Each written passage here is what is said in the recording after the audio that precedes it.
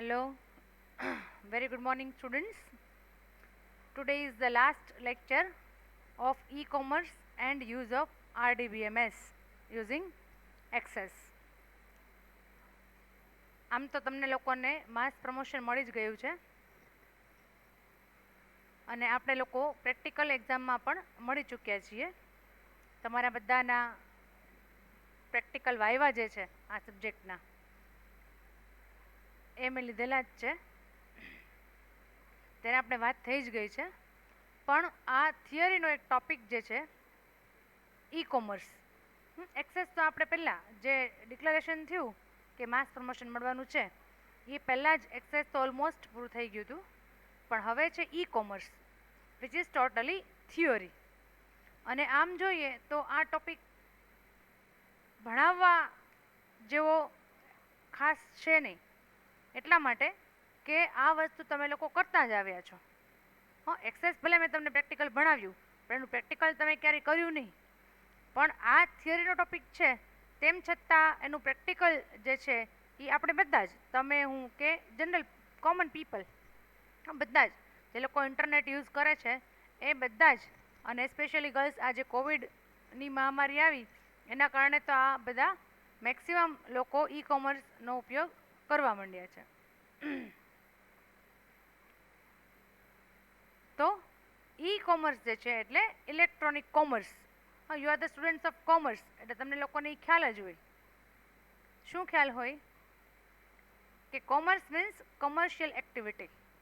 Commercial activity એટલે કે જેમાં તમે પૈસાની લેવડ દેવડ કરો છો, જેમાં પ્રોફિટ કે લોસ કંઈ થઈ શકે એમ છે, એવી બધી જ પ્રવૃત્તિ જે છે એને કહેવાય commerce. They are related with commerce. So in the same way, જો તમે કોમર્સ જે છે એને ઇલેક્ટ્રોનિકલી કરો, મતલબ કે physically manually if you do not, તો એને કહેવાય ઈ કોમર્સ. ઇલેક્ટ્રોનિકલી મતલબ ઇન્ટરનેટ થ્રુ આપણે જે કંઈ પણ પ્રવૃત્તિ કરીએ છીએ, કે if V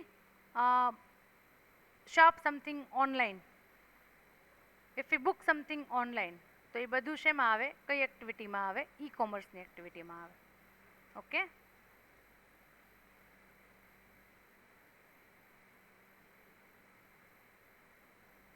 so it was introduction to e-commerce. Now what is e-commerce, એની આપણે ડેફિનેશન જોઈએ. It is a system that helps a firm to exchange information within organization with vendors and for the benefit of all parties involved. મતલબ કે એક computerise system છે કે જેનાથી તમે vendors અને કસ્ટમર્સ છે એની વચ્ચે કંઈ પણ વસ્તુ, ઇન્ફોર્મેશન, સર્વિસીસની લેવડ દેવડ થઈ શકે. The production, distribution, marketing, sale and delivery of goods and services by electronic means is called e-commerce. આ ડેફિનેશન વધારે ઇઝી છે કે પ્રોડક્શન છે, ડિસ્ટ્રીબ્યુશન એટલે કે વહેંચણી છે વસ્તુની કે સર્વિસની, માર્કેટિંગ, સેલ અને ડિલિવરી ઓફ ગુડ્સ, બધું જ ગુડ્સ અને સર્વિસ બધાને ડિલિવરી જે છે એ તમે ઈ કોમર્સ થ્રુ કરાવી શકો છો. Functions of e commerce, E advertising એટલે કે ગર્લ્સ ઈ કોમર્સના અંડરમાં શું શું આવે, કઈ કઈ એવી પ્રવૃત્તિ છે કે જેને તમે ઈ કોમર્સમાં સાંકળી શકો. તો ઈ એડવર્ટાઇઝિંગ મતલબ કે એડવર્ટાઇઝ જે થાય છે, આપણે તમે લોકો તો પીએસએસ પણ ભણ્યા હશો એટલે તમને ખ્યાલ હશે કે એડવર્ટાઇઝિંગ જે સેલ્સમેનશિપ છે એમાં આવે છે કે આખું પોર્શન આ પબ્લિસિટીમાં શું કરવાનું હોય, તો પેપર પબ્લિસિટી હોય, હોર્ડિંગ્સ થ્રુ હોય, એડવર્ટાઇઝ ટીવી ચેનલમાં આવતી હોય, there are so many medium of advertising. તો એમાંનું જે આ છે એક ઈ advertising. E-commerce is a very well accepted medium of advertising of necessary information on web. એટલે કે ઇન્ટરનેટ ઉપર તમે જ્યારે વર્ક કરતા હો અને તમારે એમાં એડવર્ટાઇઝ મૂકવી હોય તો એને કહેવાય ઈ advertising. One can advertise their information in various ways using same medium. એટલે અલગ અલગ પ્રકારે તમે એડવર્ટાઇઝ મૂકી શકો. This method of advertising is very much different than the traditional one. Traditional એટલે આપણે જે ટીવીમાં જોતા હોય કે છાપામાં વાંચતા હોય એ બધી ટ્રેડિશનલ એડવર્ટાઇઝ કહેવાય, કે રોડ ઉપર હોર્ડિંગ્સ હોય. તો એનાથી બદલે આ અલગ પ્રકારની એડવર્ટાઇઝિંગ છે. E-catalog. E-catalogs are web pages that give us information on the products or services. The organizations make circulate the information through catalogs.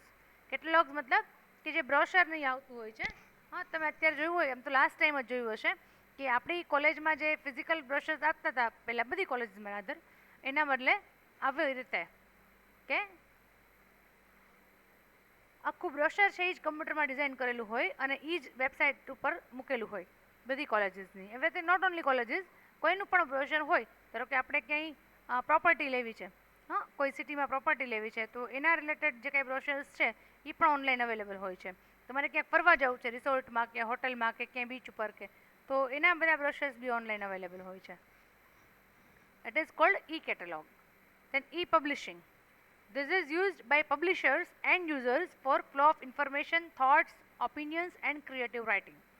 Newspapers and magazines also have started rendering information and articles electronically. આનો use લગભગ બધા કરતા હશે, કેમ કે આપણે જ્યારે newspaper આવતા નહોતા કોવિડના ટાઈમમાં, ત્યારે દિવ્ય ભાસ્કરની એપ છે અને સંદેશની એપ છે અને બરાબર ટાઈમ્સ ઓફ ઇન્ડિયાની એપ છે. તો એવી બધી એપ જે છે કે જે આપણે ડાઉનલોડ કરી અને એમાં ન્યૂઝ આપણે અપડેટેડ રહી શકીએ, વાંચી શકીએ. તો ગર્લ્સ, નોટ ઓનલી ન્યૂઝપેપર, હા, મેગેઝિન્સ છે, જર્નલ્સ છે અને ઇવન બુક્સ. હા, ઓનલાઈન ઘણી બધી એપ એવી છે કે જેની અંદર બુક્સ તમારે જો વાંચવી હોય, આખીને આખી બુક્સ અથવા બુક્સની સમરી વાંચવી અને સાંભળવી બંને હોય તો એ બધું જ અવેલેબલ છે અને ઓલમોસ્ટ બધું ફ્રી ઓફ કોસ્ટ. ક્યાંય તમારે એના પૈસા આપવાના રહેતા નથી. હા, અમુક એપ એવી છે કે જેમાં તમારે અમુક પ્રીમિયમ વર્ઝન લ્યો તો એમાં અમુક પણ બહુ માઇનર જેના જે રૂપીઝ હોય છે મંથલી તમારે કદાચ 100-150 રૂપિયા જેવું લેતા હોય છે, પણ એ ના લ્યો તો પણ રેગ્યુલર વર્ઝનમાં પણ ઘણી બધી બુક્સ અવેલેબલ હોય છે. E-banking. યસ, આ તો તમને બધાને ખ્યાલ જ હશે, બધા ઘરમાં હવે તો એમાંય છેલ્લા 1 વર્ષમાં તો વધી ગયું છે કે લગભગ બેંક રિલેટેડ જેટલા ટ્રાન્ઝેક્શન્સ છે એ બધા આપણે એમ બેંકની એપ છે કે એમની જે નેટ બેન્કિંગ છે ફેસિલિટી એના થ્રુ આપણે કરી શકીએ છીએ. મોસ્ટ ઓફ નેશનલાઇઝ બધી જ બેંક, પ્રાઇવેટ બેંક તો વધારે સારી રીતે બધા જ ફેસિલિટી આપે છે E-bankingની. E-banking offers a variety of services electronically. E-banking avails us with simplest services like balance check or bill payment to the complex ones of extending loans online. બોલો, loan તમારે એક્સટેન્ડ કરવી હોય કે ભાઈ 20ની બદલે 25 વર્ષ સુધી મારે આ લોન ચાલશે, તો એ પણ પોસિબલ છે, બધું જ ઓનલાઈન થાય. These services of e-banking are advantageous to both customers and banks. બેંકના જે કસ્ટમર્સ છે એ લોકો માટે અને બેંક માટે, કારણ કે બેંકમાં ત્યાં આવડી લાઈન થાય માણસોની, હા, જે નોટબંધી વખતે થઈ હતી, તો એ ન થાય એના માટે E-banking ઇઝ વેરી યુઝફુલ. અને આમ તો આપણે જે બધું પેમેન્ટ ને એ પણ કરતા હોય છે ઓનલાઈન, બધી એપ અલગ અલગ એપ યુઝ કરીને, એ બધું E-bankingમાં જ આવે. E-traveling. It can save lot of money of travelers. Growth of online travel agents have changed the scenario of tourism industry. They offer electronic catalogs, online booking of hotels, tickets, experience sharing and other such services. એટલે આપણે અહીંયા ઘરે બધાને ખ્યાલ કરતા જશો, બરાબર? અહીંયા બેઠા બેઠા આપણે ધારો કે શ્રીનગરની કોઈ હોટલ કે રિસોર્ટનું બુકિંગ કરાવવું હોય તો આપણે અહીંયા બેઠા બેઠા કરાવી શકીએ. Advantages of E-commerce. એના એડવાન્ટેજીસ શું છે તો કે ઇન્ક્રીઝડ સેલ્સ. ઇન્ક્રીઝડ સેલ્સ શું કામ? હા, ઇન્ક્રીઝડ સેલ્સ શું કામ? કારણ કે તમારી પાસે ગ્લોબલ માર્કેટ થઈ ગઈ ને ગર્લ્સ. આજે રાજકોટમાં તમે એક બિઝનેસ લઈને બેઠા છો સપોઝ, હા, તો એમાં આવવાવાળા કેટલા કસ્ટમર્સ હોય? મેક્સિમમ રાજકોટ સિટીના. હા, એ સિવાય બહારગામથી કોઈ આવ્યું હોય અને આવે તો અલગ વાત છે, પણ યુ કેનોટ એક્સપેક્ટ કે બોમ્બે કે દિલ્હીથી બેઠા બેઠા કોઈ રાજકોટમાં આપણી જે વસ્તુ છે એની ખરીદી કરે. આ વસ્તુ તો જ પોસિબલ બની છે કે માર્કેટ આખું. સૌથી મહત્ત્વનો ફાયદો E-commerceનો હોય તો કે ગ્લોબલ માર્કેટ મળે છે. તો ગ્લોબલ માર્કેટથી કસ્ટમર્સને બી ફાયદો થાય છે અને વેન્ડર્સને બી ફાયદો થાય છે. હા, કારણ કે આપણે પછી અહીંયા બેઠા બેઠા ગમે ત્યાંથી બીજા કોઈ સિટી કે કન્ટ્રીમાંથી જે વસ્તુ મળે છે એ પરચેસ કરવી હોય તો ઘરે બેઠા બેઠા કરી શકીએ. હા, એટલે સેલ્સ ઓબ્વિયસ છે, વધવાનું જ છે, બરાબર? જેમ કસ્ટમર્સની રેન્જ વધે, વેરાયટી વધે, હા, એનું એક્સપ્લોર કરો તમે મેક્સિમમ, એટલે તમારે સેલ્સ વધી જ જાય. Leads two impulse buyers. Impulse buyers એટલે કે જે તાત્કાલિક ખરીદી કરી નાખે, હા, જાજુ લાંબુ ટૂંકું વિચાર્યા વગર ફટ કરતું ખરીદી કરી નાખે, એને ઇમ્પલ્સ બાયર્સ કહેવાય. તો એ ઇમ્પલ્સ બાયર્સ વધ્યા. શું કામ વધ્યા? કારણ કે આપણને ફોટો જોઈને બધું સરસ લાગે, હા, કેમેરાની આંખે બધું સરસ જ લાગે કે ઓહો આ ટોપ બહુ સરસ છે, પણ એ જે મોડલે પહેર્યું એમાં સારું લાગ્યું, પછી આપણે ઘરે આવીને આપણી પાસે આપણે પહેરીએ તો ન સારું લાગે. પણ એટલે જનરલી એસ્પેશિયલી યંગ જનરેશન છે અહીં બહુ જ ઇમ્પલ્સિવ શોપિંગ કરી નાખતી હોય છે. તો એ આ જે નેટ છે એમાં મેં ઘણી ગર્લ્સ જોઈ છે, હા, એટલે રિલેટિવમાં કેવી રીતે કે જે બેઠા બેઠા કંઈક ઓનલાઈન શોપિંગ ચાલુ જ હોય, હવે આ મંગાવ્યું ઓલું મંગાવ્યું, એક પછી એક પાર્સલ આવતું જ હોય. તો that is called impulse buyers. તો એનાથી બી બિઝનેસને તો બેનિફિટ જ છે, રાઈટ. 24/7 ઇન્ટુ 365, એટલે કે આ જે માર્કેટ છે કે તમારું જે શોપિંગનું કામ છે એ 24 કલાક અઠવાડિયાના 7 દિવસ અને 365 દિવસ આખા વર્ષના, એટલે કે round the clock. Round the clock, એકે જાહેર રજા નહીં, સન્ડે નહીં, દિવાળી નહીં, એક પણ રજા વગર કન્ટિન્યુઅસ આ કામ ચાલુ જ રહે છે. તમને અડધી રાતે મન થયું કે 1 વાગે 1:30 વાગે મને આ વસ્તુ શોપિંગ કરવી છે, તો આનો શું ભાવ છે કઈ જગ્યાએ, તો ઇઝીલી અવેલેબલ છે. Wide scope. વાઇડ સ્કોપ મતલબ કે તમને તમને ચોઈસ કરવા માટે ઘણો મોટો સ્કોપ મળે. અહીંયા આ સાઈડ અહીંયા નથી ગમતું તો બીજે જોઈ લો, તો કેમ કે બેઠા બેઠા જોવાનું છે, ઓલું તો આપણે શોપ પર ફરવાનું હોય તો 2-3 શોપ ફરીને આપણે કંટાળી જાય, પણ તમને બેઠા બેઠા તમે મોબાઈલમાં કમ્પ્યુટરમાં જોઈ શકો. બૂટ્સ રેવન્યુ એન્ડ સેવિંગ્સ, એટલે કે રેવન્યુ એટલે કે ઇન્કમ અને સેવિંગ્સ બેમાં વધારો થાય છે. સેવિંગ્સમાં એ થાય ને, કારણ કે આપણે જ કસ્ટમર છીએ ને, આપણે કંઈક લેવું હોય તો 10 જગ્યાએ ભાવ જોઈને પછી લઈએ આપણે આમાં.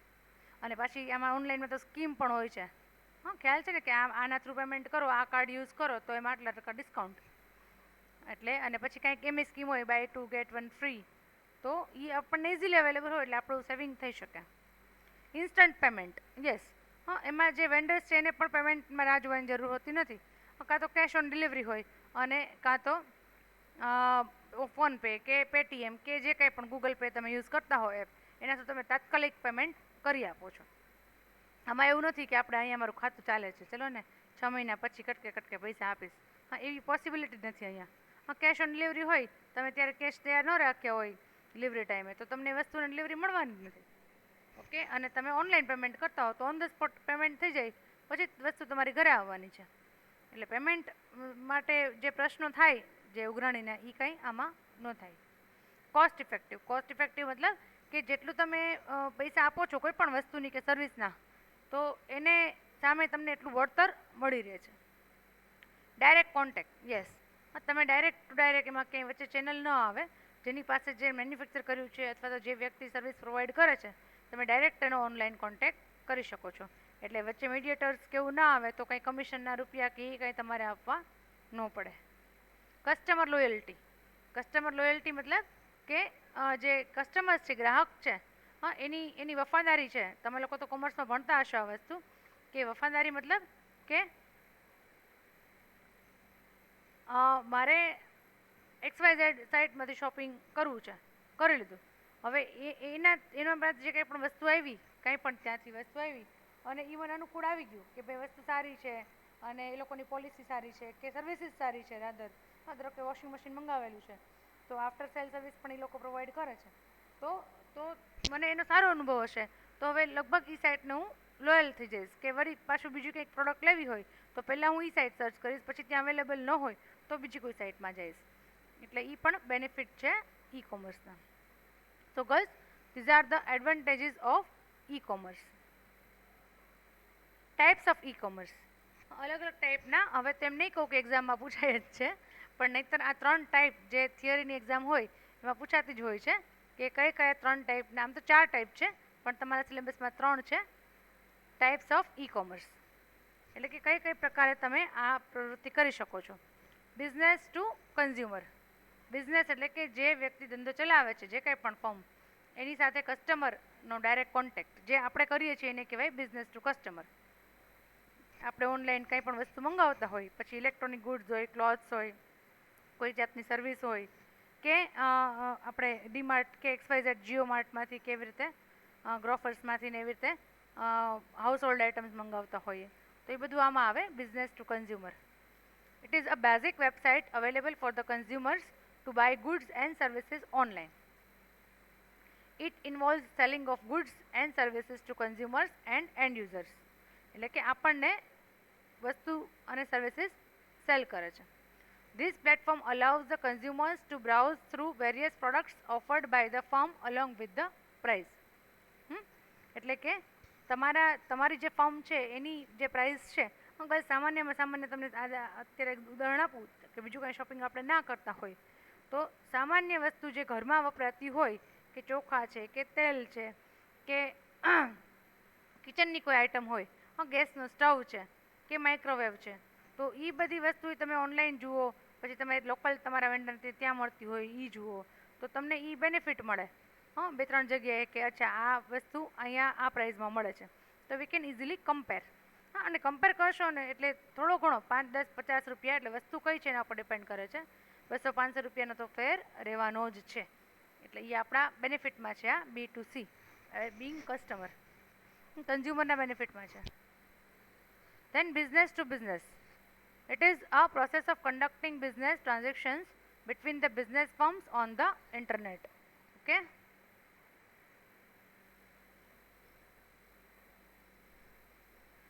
In B2B e-commerce, there is interaction between businesses. For example, a website of cotton textile industry may offer a facility to buyers and sellers of cotton એટલે રૂ, to list their requirements and display their products. એટલે કે textile industries છે એ એક industry છે, business છે. એવી રીતે જે કોટન વેચતા હોય, રૂ બનાવતા હોય, એ લોકોની પણ ઇન્ડસ્ટ્રીઝ છે. તો એ લોકો પણ અંદરો અંદર આવી રીતે ટ્રાન્ઝેક્શન કરી શકે છે through B2B.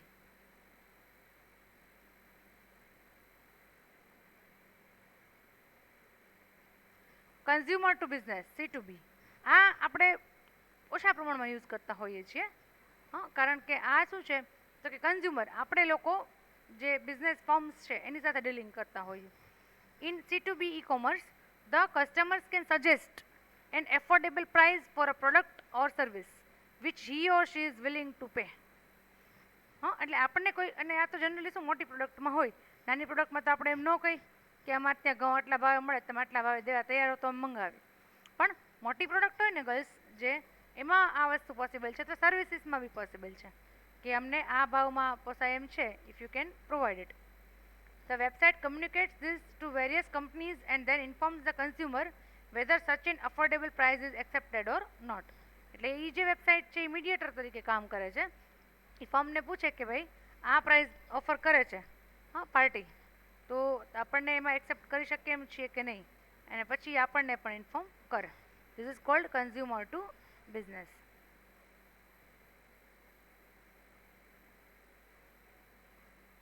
Okay, e commerce is over here. E કોમર્સમાં ઘણા બધા ટોપિક આવતા હોય છે. આપણે તો સિલેબસમાં ખાલી ઈ કોમર્સ ને એમ કોમર્સ એટલું જ લખેલું છે, બરાબર. એટલે જેટલું આવતું હોય એની અંદરમાં આપણે સમજી શકાય એ બધું આપણે કવર કરી લીધેલું છે. નાવ એમ કોમર્સ. બસ ઈ કોમર્સ એટલે ઇલેક્ટ્રોનિક કોમર્સ, એટલા માટે કે we do this through computer. એટલે કે આપણે વેબસાઇટનો યુઝ કરીને, નેટનો યુઝ કરીને જે કંઈ પણ ટ્રાન્ઝેક્શન કરીએ through computer, it is called e commerce. એમ તો આપણા મોબાઈલમાં જે આવતું હોય છે વેબસાઇટ, ટૂંકમાં નેટ બેન્કિંગ કે નેટની ફેસિલિટી આપણે જે વેબસાઇટ ખોલીને કરીએ ને, પહેલાં તો મોબાઈલમાં વેબસાઇટ ખોલો કે બીજા કોઈ અધર ડિવાઇસમાં ખોલો, તો એ બધું ઈ કોમર્સમાં જ આવે. એમ કોમર્સમાં શું આવે તો કે લગભગ જેટલા નેટ સર્વિસીસ પ્રોવાઈડ કરે છે ને એ ઈ કોમર્સ પ્રોવાઈડ કરે છે ને, એ બધી કંપની, બેંક, ફર્મ્સ બધા એમ કોમર્સ પણ હવે ધીરે ધીરે પ્રોવાઈડ કરવા માંડ્યા છે. પહેલાં ન કરતા. પહેલાંના ટાઈમમાં, એટલે આજથી હું 3-4 વર્ષ પહેલાંની વાત કરું છું, ત્યારે એમ કોમર્સનો આટલી બધી ચાલ નહોતી. હવે ધીરે ધીરે ખૂબ વધી ગયું છે. એટલે કે હવે મેક્સિમમ ટ્રાન્ઝેક્શન છે એ તમે મોબાઈલ થ્રુ કરી શકો, અને મોબાઈલ થ્રુ કરવામાં પણ તમને ઇઝી યુઝર ઇન્ટરફેસ મળી રહે.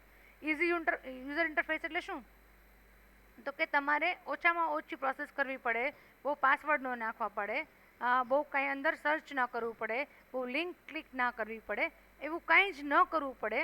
એટલા જેટલા લોકો ઈ કોમર્સ પ્રોવાઈડ કરે છે ને ગર્લ્સ, એ બધાએ પોતપોતાની મોબાઈલ એપ્લિકેશન બનાવી છે. જેને આપણે એપ કહીએ છીએ.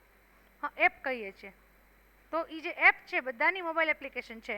જેટલી બેંક છે ને ગર્લ્સ આખા ઇન્ડિયામાં બધાની મોબાઈલ એપ્લિકેશન છે. હા, એવી રીતે આપણે જેટલી બધી